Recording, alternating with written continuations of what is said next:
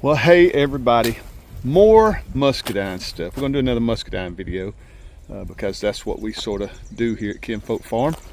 We're gonna do an irrigation video today, show you guys how we do our irrigation, the short version. This is not gonna be a long video, really simple.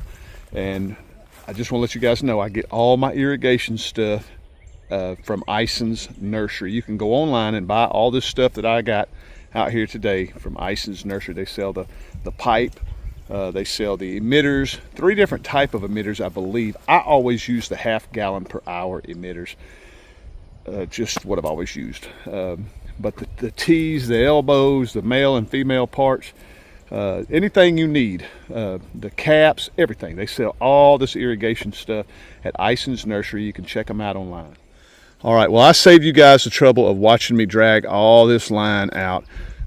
We have a top wire that we're growing our grapes on and a bottom wire on our trellis.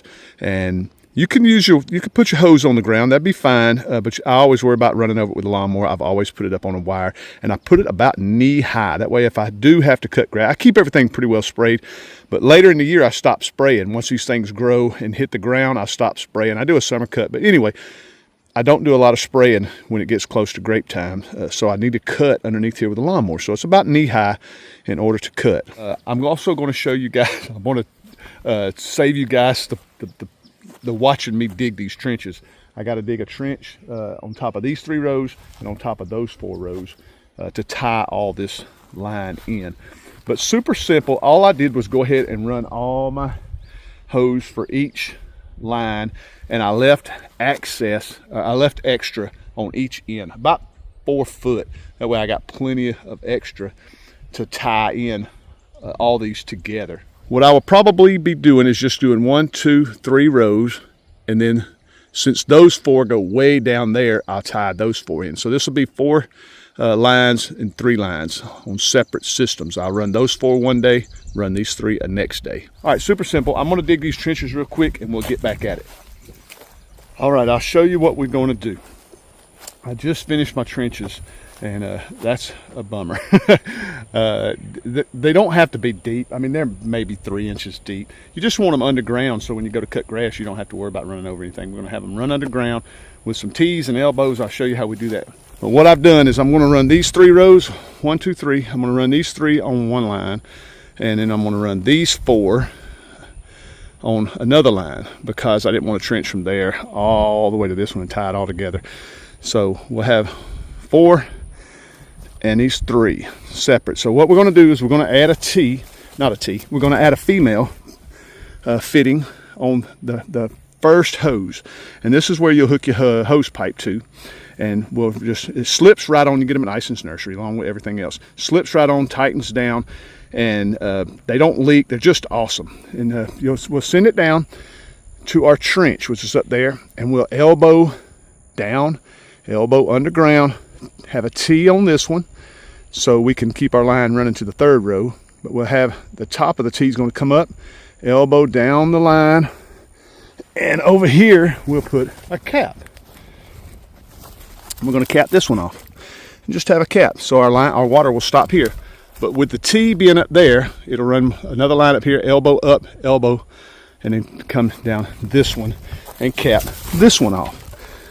So that way, that hose sends water up and feeds all 3 lines down. And super simple. I think I have hose up here to run underground and add all our little attachments. Once I get this tied in, I'll show you, I'll explain it to you a little better. All right, let's see if we can do this. Down there is where we're going to tie in. This is our 1st row, 2nd, and 3rd. So we're going to hook our hose on that end. It's going to run water all the way down to here.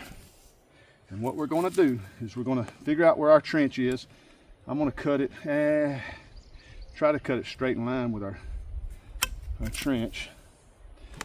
And I just use my pruning shears. I use these for everything that I have to cut out. We'll find an elbow, and it'll loosen it up all the way. It'll slide right on, give it a little jiggle, and then tighten it down. Then we take some scrap pipe That's too short. We'll take some scrap pipe and tie one onto this end. It's got mud in it.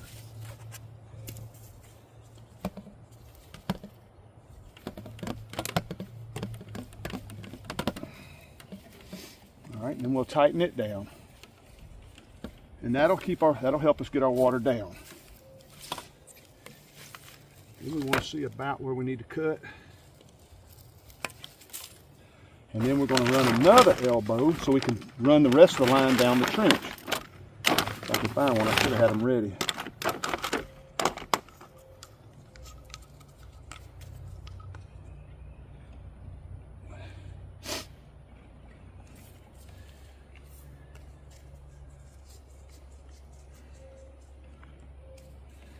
And that'll hold that, and that'll keep the water coming down and out that way. Let me get some more hose. Now we'll take this long length of hose, hook it up, set it on there. Got to jiggle it a little bit because it's tight. And once it goes as far as it'll go, tighten it down. And then what you do, just set it in the ground, throw a little dirt on it to hold it down. Because all we're trying to do, like I say, is keep this underground. I like to keep it uncovered so we can check for leaks when we're done. But just something to hold it down. And we'll walk down and run the rest of it.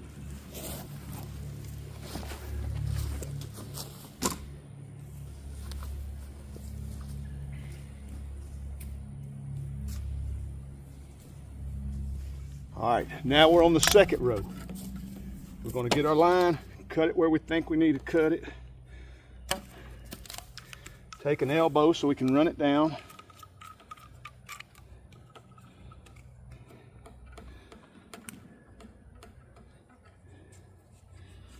Tighten it. We're going to take a piece of scrap.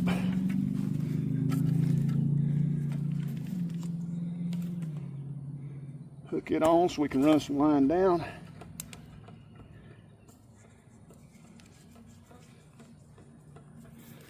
Cut it about where we need it.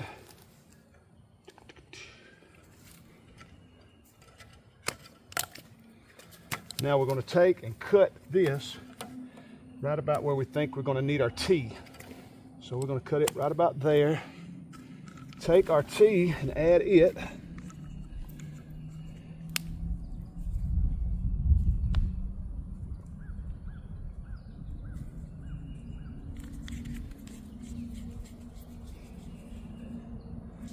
Hook it to the main line.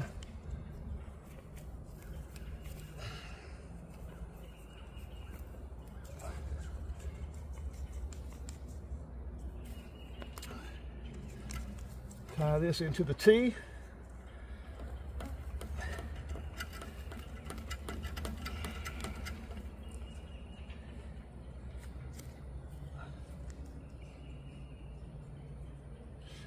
And there it is. Put some dirt on it to keep it still. And we want to keep it open so when we turn the water on, we can check for leaks. This is going to be tight. I cut it a little short. We're going to add our elbow.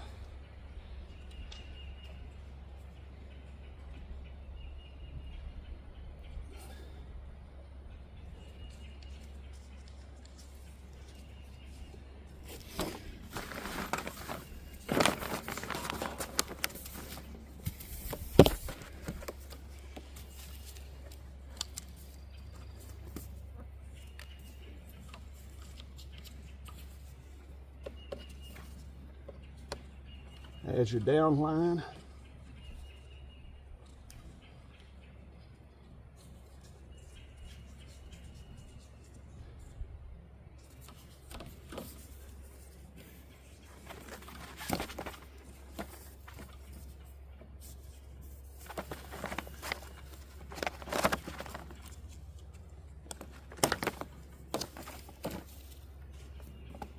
Now we're going to take our main line that's running underground and cut it about where we need it to be cut, which I would say right about there.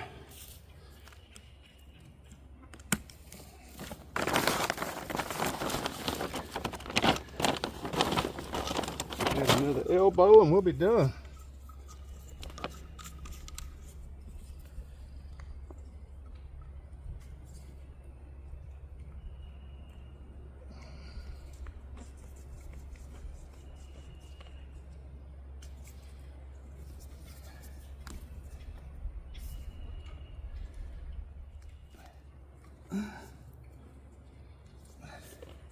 Well, that last one about whooped me. I didn't think it was going to go on. I thought I was going to have to go get some motor oil put on.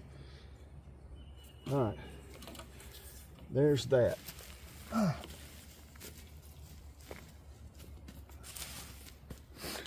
So now, remember we're just doing these 3 rows. We're going to hook our water up on that female end, run it up. It's going to go down, underground with a T, go up, fill water all the way to the end, be capped. This water's going to keep running, elbow up, elbow down, and cap. So that one hose is going to fix all this. Then we'll add all our emitters. Okay, now these are 1/2 gallon per hour emitters. I get them at Ison's Nursery. They work fantastic. They're just these little emitters, and you insert them into your hose, but you need a way to insert them. Now Ison sells a little tool. It's a red handled tool. If you see it online, I love Ison's, but I hate that tool. I bought one years ago, and it's a blunt tip tool. It's impossible to get in this thick black hose. So I've learned over the years just to use a little tiny nail and just pop a little hole about 12 inches from your plant. I just pop a little hole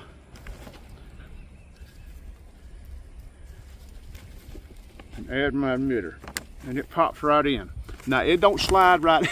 You have to put a little back into it, but they pop in. That's what you want, it to be snug. But that little blunt tool is just, it's terrible. I don't like it. So save your money, just use a nail.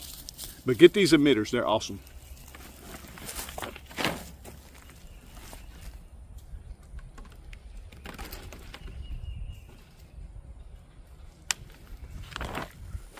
All right, well, I've run out of parts. I didn't get enough elbows for these 4 rows, so I got to go back and get some more elbows. But these 3 are done. I'll show you what it looks like, and we're going to look for some leaks too. We got our hose hooked up, and this is a question. I get a lot of questions about this irrigation, how much water I use, how much is recommended. I honestly don't even know. I've never even, I may have looked at it once, but I don't pay that no attention. I just don't let my ground get super dry. I pray for rain and hope we get lots of it. But if I notice we hadn't had rain in a week or so, I water because we're on a well, and I emphasize this all the time. I can't just shoot water to my grapes all the time. I just keep an eye on them. I don't let them go long periods without water. I try to water them about once a week. But I got mine broke up into 4 or 5 different sections, but plus the 2 little vineyards over here. But anyway, we don't run timers either. We don't have timers. I don't have any of that stuff. I have a water spigot. And we had some friends come over earlier, was asking some questions just a minute ago. They live out here around us, and they've came to my U-pick before, but it was really cool how they wanted to come out and see. He's putting his irrigation in, so he wanted to see how I'm doing it and ask a few questions. But he was really curious about the water hose. Now, I run water hose for a long way on my property. I use lots of water hose. I don't run a lot of underground irrigation or anything like that. We're literally going to hook up the hose to these 3 rows, and I'll show you guys. We're right here at the vineyard. We run hose literally all the way across the property. I have lots of hose, and it works fine. I don't have to dig any trenches, spend tons of money on PVC. As you see, I got a different hose going now, but we got lots of hose, and just get a lot of questions about how I run my irrigation. And when I cut grass, I have to move the hose. It can be a little bit of a pain, but what I do is I just cut right along the edge of the hose, and then once I get this section cut, I move the hose over a little bit and do the rest. Now, as you can see, we're switching to a different hose now, but this hose lasts me for years. It lasts a long time, and it probably lasts longer if I put it up in the winter. Now, I got it all piled over here for the fact, let me grab it. We don't have it turned on right now because of the driveway. FedEx and everybody comes up and down the driveway. So, but we run it all the way, still walking. We run it all the way to our little guest house and just turn it on a spigot, and it works great. I've been doing it for years. It's easy with the small vineyard. I got the little small vineyard. This broke up into 2 sections, 5 rows and 2 rows. So that's pretty easy. But right here, I just bought some more hose. But I got, as you can see, I got this orange hose. It runs out to the garden. And I got this black hose. It runs to the chicken coop. And for these, so I bought this one to tie in right there at the driveway where I just stopped. But we water all the big vineyard all the way from that spigot. All right, well, we're back with lots of hose. It's a long walk down, long walk back. Once I get my little system going during the year, it's really, really simple. The hose helps a lot, but you have to replace it occasionally, but it's no problem. I love this system.